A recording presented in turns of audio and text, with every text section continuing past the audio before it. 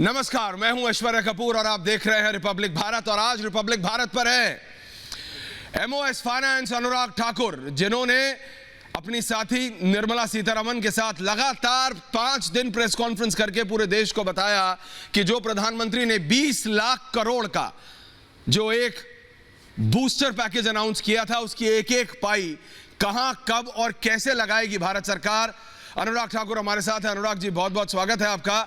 लेकिन मेरा पहला सवाल आपसे यह है अनुराग कि आपने जितनी बार कहा और जैसे ही प्रधानमंत्री ने कहा कि 20 लाख करोड़, तो आपका विपक्ष कहने लगा कि ये तो सिर्फ 2% है जीडीपी का, आप इसको 10% क्यों कह रहे हैं और ये बिल्कुल नाकाफी है। अनुराग, मुझे लगता है देश को जो सबसे पहले जरूरत थी कोविड-19 से लड़ने के लिए, हर भारतवासी की जिंदगी बचाने की, वो माननीय मोदी जी ने जो लॉकडाउन का डिसीजन लिया और जो निर्णय उसके बाद एक लिए, उसकी पूरी दुनिया में भूरी भूरी प्रशंसा हुई। दुनिया के 15 देशों की जनसंख्या मिलाएं और भारत की मिलाएं तो एक बराबर है। वहाँ में मौत 83 गुना ज़्यादा हुई है भारत के मुकाबले, केसेस 43% ज़्यादा बढ़े होंगे। एक तो वहाँ पर हमने कोविड-19 से लड़े, लेकिन उसके बाद जब सहायता देने की बात आई तो हमने सबसे पहले प्रधानमंत्री गरीब कल्याण पैकेज की घोषणा की, जहां पर गरीब वर्ग को सबसे पहले अनाज और उनके खातों में पैसा डालने का काम किया। और जब 20,97,000 करोड़ का पैकेज हम लेकर आए तो माननीय मोदी जी ने जो देश के सामने बात कही थी उसको हमने पूरा किया है। और मुझे लगता है विपक्ष निश्चित तौर पर आलोचना कर सकता है, लेकिन जब वो 5% की बात करते थे जीडीपी का, जब हमने 10% दिया तब भी वो आलोचना करते हैं। मुझे लगता है अगर आप दुनिया भर के देशों का देखेंगे जी, जिस तरह से उन्होंने अपनी कैलकुलेशन की है उसी आधार पर भारत ने भी की है। बात यह है कि 20,97,000 करोड़ रुपया जो हमने पैकेज के रूप में दिया है जी, वो जनता के पास कैसे जाएगा। हमने सीधा बैंक खातों में पैसा भी डाला, चाहे वो 20.5 करोड़ जनधन खाता धारक थे, 41,000 करोड़ उनके खातों में डाल दिया। 2 करोड़ 20 लाख वृद्ध विधवा पेंशनर थे, दिव्यांग थे, उनके खाते में 2800 करोड़ रुपया डाल दिया। 7 करोड़ से ज़्यादा उज्ज्वला योजना के गैस सिलेंडर मुफ्त में भरवा कर दिए, लगभग 9,000 करोड़ के। यही नहीं, किसानों के खातों में 9 करोड़ किसानों के खाते में 18,000 करोड़ रुपया अलग से डाला जी। आखिरकार ये सीधा पैसा भी उनके खातों में डाला है और बैंकों के माध्यम से भी लिक्विडिटी देने के लिए 20% जो मिलेगा व्यवसाय करने वालों को और मध्यम सूक्ष्म लघु उद्योग, कुटीर और गृह उद्योग, इनको 3 लाख करोड़ रुपया बगैर किसी गारंटी, बगैर किसी कोलेट्रल के मिलेगा। यानी कि भारत सरकार उसकी 100% गारंटी दे रही है। अगर कोई खराबी होती तो भारत सरकार उसका पैसा चुकाएगी, लेकिन व्यापार जल्दी से शुरू हो पाए, कारोबार शुरू हो पाए, उसके लिए पूरे का पूरा 3 लाख करोड़ का इंतजाम भारत सरकार ने किया। इसके अलावा भी 15% तक की इक्विटी उन एनपीए खाता धारकों के लिए जिनके अकाउंट खराब हो गए थे, उनको 75 लाख तक देने का काम किया।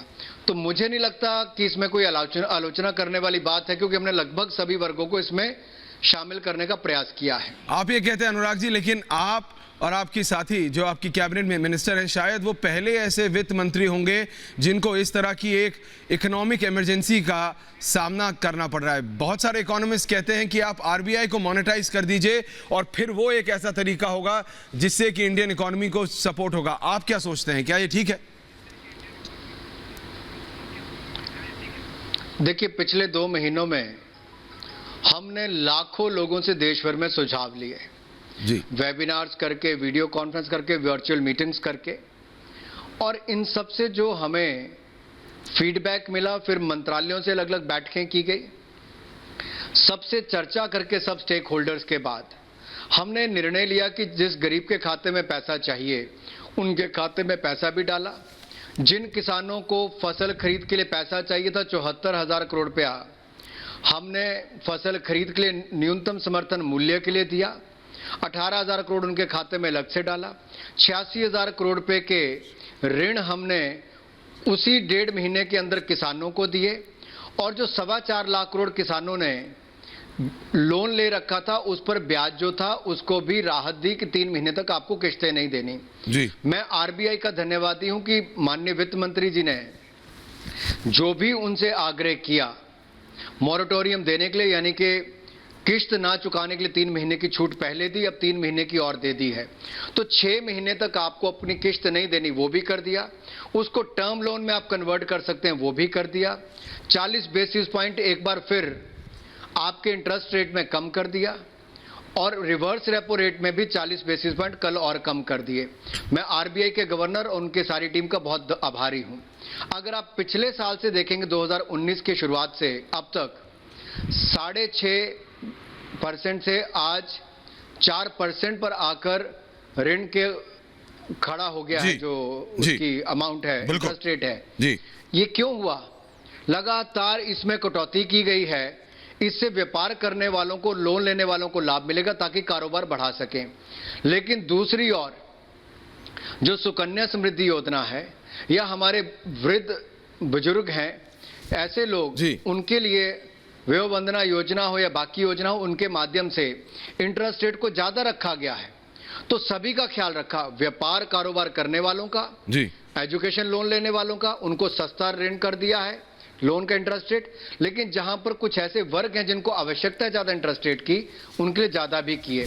तो ये मिश्रण करके चले। इतने बड़े देश में आप एक तरफा होकर नहीं चल सकते।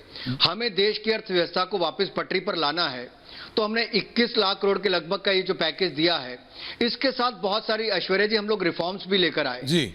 और मैं कहूंगा कि 2020 इतिहास में रिफॉर्म्स के ईयर के रूप में देखा जाएगा। चाहे वो एसेंशियल कमोडिटीज एक्ट हो, एपीएमसी एक्ट हो, एमएसएमई की परिभाषा बदलने की बात हो, इन सबको चुंगल से छुड़ाया है, जंजीरों से मुक्त किया है। जो कानून ने इनको बांध रखा था कि ये बढ़ नहीं सकते थे, आज एक माइक्रो यूनिट जो सूक्ष्म उद्योग है वो क्या करेगा? वो 25 लाख की निवेश करता था पहले, आज वो 1 करोड़ तक का कर सकता है, 5 करोड़ तक की टर्नओवर कर सकता है। लेकिन अनुराग जी, ये कोविड-19 से ये जो हमारी लड़ाई है, ये कोई एक दिन, सप्ताह, माह की नहीं, ये एक लंबी लड़ाई है। तो क्या भारत सरकार, इज द इंडियन गवर्नमेंट, वो अपनी जो बाइंग परचेज, जो अपनी बाइंग पावर है, क्या हम उसको रिजर्व करके रख रहे हैं क्या, ताकि क्योंकि इसकी लॉन्ग हॉल में रहे? क्योंकि ये भारत की लड़ाई और सारे विश्व की लड़ाई कोविड-19 से बहुत लंबी होने वाली है। देखिए, अगर आप आज भी देखेंगे तो जो रिजर्व्स आरबीआई के साथ हैं वो रिकॉर्ड आज तक का है। इसका मतलब भारत की आर्थिक स्थिति उस हिसाब से बिल्कुल ठीक है कि जितने आपको आज तक कभी रिजर्व्स नहीं रहे, उससे ज्यादा आज है। वहीं दूसरी ओर हमने जितना जनता को पैसा भी दिया, हमने 1 और 80 करोड़ गरीबों को 3 महीने तक का अनाज बिल्कुल मुफ्त में दिया और राज्य की सरकारों के माध्यम से दिया। अब 8 करोड़ प्रवासी जो मजदूर हैं उनको 3500 करोड़ रुपए का अनाज भी बिल्कुल उसी तर्ज पर मुफ्त देने का काम किया है। रेलवे से वापस ले जाने के लिए उनको 85% जो खर्चा है वो केंद्र सरकार वहन कर रही है। हम खर्च तो कर रहे हैं, जैसे हमने 52,608 करोड़ रुपया सीधा खातों में लोगों के ट्रांसफर किया है, उसके साथ साथ हमने राज्य की सरकारों को पिछले 2 महीनों में 92,077 करोड़ रुपया, 92,077 करोड़ रुपीस हमने 2 महीनों में राज्य की सरकारों को डेवल्यूशन ऑफ टैक्सेस के रूप में दिया, जो केंद्र के टैक्सेस में से उनको हिस्सा देने के लिए। हालांकि हमारी उतनी कलेक्शन नहीं हुई, लेकिन ओरिजिनल जो बजट एस्टिमेट है उसके अनुसार हमने पैसा दिया। 11,000 करोड़ रुपए हमने स्टेट डिजास्टर रिस्पांस फंड में राज्यों को दिया। 19,000 करोड़ रुपए हमने जो कमी होती थी उनकी रेवेन्यू डेफिसिट ग्रांट में, वो हमने उनको दिया। अनुराग जी, आपने 40,000 करोड़ रुपए आपने माइग्रेंट लेबरर्स की बात पैसा दिया। जी, आपने माइग्रेंट लेबरर्स की बात की और पूरे हिंदुस्तान में हमने ये जो प्रवासी मजदूर हैं, इनका ये जो इशू है ये बहुत बड़ा है। आपने कहा 8 करोड़, मैं कहता हूं अगर इसके आधे भी वापस गए हैं तो मनरेगा के अंतर्गत आपने अभी तक 40,000 करोड़ रुपए आपने दिए हैं। क्या आपको लगता है अब जब ये सब वापस पहुंचेंगे गांव तो आपको और नौकरियां और आपको जॉब्स को पैदा करना पड़ेगा और उनका प्रोविजन बनाना पड़ेगा? तो क्या इसमें मनरेगा के अंदर ये पैसा काफी है हमारे ये जो मजदूर भाई हैं इनके लिए? मैं धन्यवादी हूं, आपने सवाल पूछा। जो लोग कल तक कहते थे कि हम मनरेगा लाए, कभी उनसे पूछिए जी, जितना वो बजट रखते थे उतना पैसा भी नहीं, उससे बहुत कम पैसा खर्च करते थे। मुश्किल से 30,000 करोड़ खर्च कर पाते थे। नरेंद्र मोदी जी ने जितने प्रवासी मजदूर अपने राज्य में वापस गए उनको 85% रेल का किराया भी केंद्र सरकार ने खर्च किया, खाना भी मुफ्त में, पानी भी मुफ्त में दिया, और वापस जाने पर उनको 300 करोड़ पर्सन डेज और मिल पाए, यानी कि 300 करोड़ दिन का कार्य और हो सके। 1 लाख करोड़ रुपए का बजट जी, इस साल में प्रावधान किया जो ऐतिहासिक है। हिंदुस्तान के इतिहास में 1 लाख करोड़ रुपया कभी नहीं हुआ। 50,000 करोड़ भी नरेंद्र मोदी जी की सरकार ने किया था, 60,000 करोड़ भी मोदी सरकार ने किया, और 1 लाख करोड़ भी नरेंद्र मोदी जी की सरकार ने गरीब मजदूरों के लिए मनरेगा के अंतर्गत बजट किया है। तो ये आप कह रहे हैं, लेकिन जो पूर्व वित्त मंत्री हैं पी चिदम्बरम और पूरी की पूरी कांग्रेस सरकार, अनुराग ठाकुर, ये कह रही है कि नरेंद्र मोदी की सरकार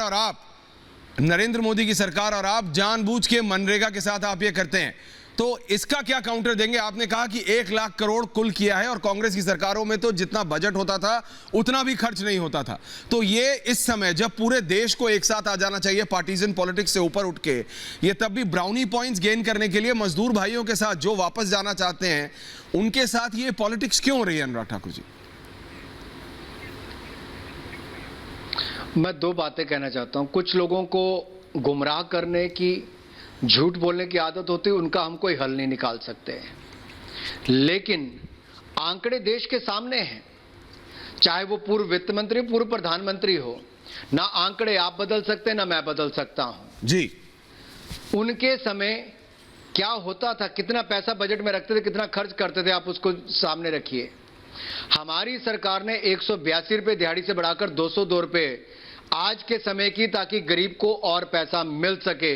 ये नरेंद्र मोदी जी की सरकार ने गरीब के लिए करके दिया है, और यही मोदी जी ने 1 लाख करोड़ का बजट मनरेगा के लिए किया, जो कांग्रेस कभी सपने में भी नहीं सोच सकती थी जी। सोनिया गांधी जी ने कहा कि भारत सरकार, राज्य की सरकारें एडवर्टाइजमेंट ना करें, जी, लेकिन आप पिछले कुछ दिनों में देखिए ये बड़े बड़े इश्तिहार टीवी चैनल्स पर इन्हीं की राज्य की सरकारों के आ रहे हैं। वो गरीब को वापस लाने के लिए ट्रेन का खर्चा नहीं दे पाए, लेकिन इश्तिहार देने में पीछे नहीं रहे। ये इनकी इच्छा हो सकती है क्या करना है, लेकिन हमने एक एक पल भारत की अर्थव्यवस्था को पटरी पर लाने के लिए, भारत के गरीबों को मदद करने के लिए किया है, और आगे भी इसमें कोई कमी नहीं छोड़ेंगे। भारत सरकार को जो कदम उठाने होगी वो उठाएगी। इस देश के हर व्यक्ति की मदद करने के लिए भारत सरकार आगे आएगी। भारत सरकार आगे। आपने बिल्कुल बाप बुलंद होकर कहा था कि कोल में अब प्राइवेट सेक्टर आएगा, तो क्या ये एक इंडिकेशन है कि रेलवेज और एयरवेज में भी क्या अब भारत सरकार प्राइवेटाइजेशन की ओर देख रही है? क्योंकि बहुत सारे ऐसे सवाल आ रहे हैं हमारे पास अनुराग ठाकुर जी। देखिए, बड़ा स्पष्ट तौर पर हमने कहा था कि स्ट्रैटेजिक पब्लिक सेक्टर एंटरप्राइज, यानी कि स्ट्रैटेजिक वो जहां पर हम राष्ट्रहित, राष्ट्र सुरक्षा और जनहित को देखकर निर्णय लेंगे, उस सेक्टर में कम से कम एक सार्वजनिक उपक्रम यानी कि पब्लिक सेक्टर एंटरप्राइज रहेगा, और ज्यादा से ज्यादा 4 रह सकते हैं। जो बाकी होंगे उनका निजीकरण किया जाएगा, और जो स्ट्रैटेजिक पीएससीज नहीं है, जो सार्वजनिक उपक्रम नहीं है, उनका निजीकरण कर दिया जाएगा। कब होगा ये उनके एडमिनिस्ट्रेटिव बोर्ड को साथ में लेकर और मार्केट की परिस्थितियों को देखकर कि कीमत क्या मिलती है उसको देखकर निर्णय लिए जाएंगे। और यही नहीं, जब कोयले का मैं कहता हूं जी, कोयला पहले स्टील और पावर को उसके ही लोगों को मिलता था कैप्टिव यूज के लिए जी, लेकिन अब क्या है, अब जो भी खनन करना चाहेगा उसको अपफ्रंट फीस देनी है। रॉयल्टी भी जो पर टन मिलती थी, अब उसको हम लोग रेवेन्यू शेयरिंग मॉडल पर लेकर जाने वाले हैं। हमारी एल्युमिनियम इंडस्ट्री को नुकसान होता था कि बॉक्साइट कोल की इकट्ठी नीलामी नहीं होती थी, अब इकट्ठी नीलामी बॉक्साइट और कोल की होगी जी। और कोयले का जो हम इंपोर्ट करते हैं 240 मिलियन टन, वो भी कम होकर अगर 100 या 120 मिलियन टन रह जाएगा, तो आप कल्पना कीजिए लाखों लोगों को रोजगार मिलेगा और हमारा इंपोर्ट यानी कि आयात पर भी कमी आएगी। आयात पर ये आत्मनिर्भर भारत बनाने की दिशा में एक कदम है। इसी तरह से हमने हमारी फौज को अच्छे हथियार मिल सके और हम निर्यात भी कर सकें जी। तो लिस्ट ऑफ वेपन्स बनाने जा रहे हैं कि जो भारत में ही बनेंगी, उनका आयात नहीं होगा। जी। डिफेंस सेक्टर में और निवेश हो सके तो 49% से बढ़ाकर 74% कर दिया 74 कर दिया गया। एफडीआई को।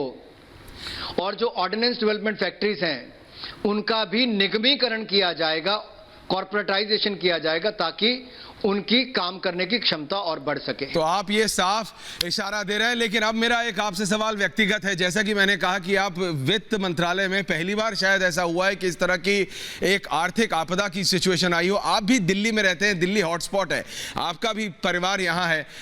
एक प्रोफेशनली और एक पर्सनली, कैसे ये एक बिल्कुल पैराडाइम शिफ्ट है, बिल्कुल राइट से लेफ्ट हो गया, 360 डिग्री का अनुराग ठाकुर जी चेंज है, प्रोफेशनली भी और पर्सनली भी। आप इससे कैसे कोप अप कर रहे हैं?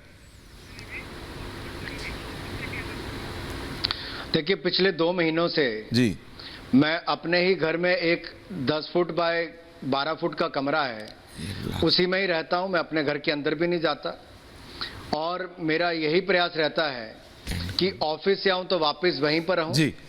और शाम के समय 10 बजे के बाद जब मेरे परिवार के लोग बाहर आकर टहलते हैं जी। तब उनके साथ मुझे मिलने का अवसर मिलता है। तो ये एक अपना नया तरीका है, क्योंकि अगर अपने परिवार को बचाना है, देश को बचाना है, तो एक और तो आपको अपने और बाकी लोगों के स्वास्थ्य की ध्यान रखना है। ऑफिस में हमने अपने लोगों की बहुत कम संख्या कर दी है, जितने जी। आते थे शायद उसका 20% भी मुश्किल से आते होंगे। 20% और ये जी काम वर्चुअल होता है, वर्चुअल। ऑनलाइन होता है जी। लेकिन जो बड़ी समस्या ये है कि जब हमें वाकई इस इंडस्ट्री को शुरू करना है तो उनको काम करने वाले लोगों की आवश्यकता पड़ेगी। बिल्कुल, अनुराग ठाकुर हमारे साथ हैं और उन्होंने बताया कि किस तरह से भारत सरकार मीटिंग कर ली। जी बिल्कुल अनुराग जी, मैं आपको रोक रहा हूं, समय मेरे पास कम है, लेकिन बात ये साफ है। अनुराग ठाकुर ने जिस तरह से, जी बताइए, आप कुछ बोल रहे हैं, बोलिए अनुराग जी। मैं ये कह रहा था कि भारत सरकार ने पैसा देने की शुरुआत कर दी। कल हमने पब्लिक सेक्टर बैंक्स का जी मीटिंग की और सभी को निर्देश दिए हैं कि आपको वापस रिपोर्ट करना है 1 जून को कि प्रतिदिन आप कितने लोगों को, व्यवसाय करने वालों को, व्यापार करने वालों को और मध्यम लघु सूक्ष्म कुटीर उद्योग को आप कितना पैसा दे रहे हैं। रोज की रोज आपको उसका आंकड़ा जो है वो देना है और हफ्ते का रिपोर्टिंग भी आएगी कि कुल कितने लोगों को कितना पैसा आपने दिया है। मैं धन्यवादी हूं कि पिछले कुछ दिनों में जी लगभग 6.25 लाख करोड़ से ज्यादा पैसा जो है वो हमारे पब्लिक सेक्टर बैंक्स ने 67 लाख से ज्यादा लोगों या ऐसे व्यापारियों के लिए मंजूर किया है। और ये इसकी जो इंटरेस्ट रेट है उस पर भी एक कैप लगेगी, उससे ऊपर नहीं जा पाएंगे। इससे हमारे व्यापार करने वालों को भी लाभ मिलेगा। तो 1 जून से ये है अनुराग ठाकुर, एमओएस फाइनेंस, नरेंद्र मोदी सरकार में वरिष्ठ मंत्री, बता रहे हैं कि जो अनाउंसमेंट किया था, जो नरेंद्र मोदी ने सबसे पहले अनाउंस किया, घोषणा की, उसके बाद दोनों वित्त मंत्रियों ने आके जो अनाउंस किया उसका इंप्लीमेंटेशन ग्राउंड पर शुरू हो गया है। और 1 जून से बोला गया है बैंकिंग सेक्टर को कि वापस आके जवाब दे। बहुत बहुत धन्यवाद अनुराग ठाकुर साहब, रिपब्लिक मीडिया से बात करने के लिए बहुत धन्यवाद आपका।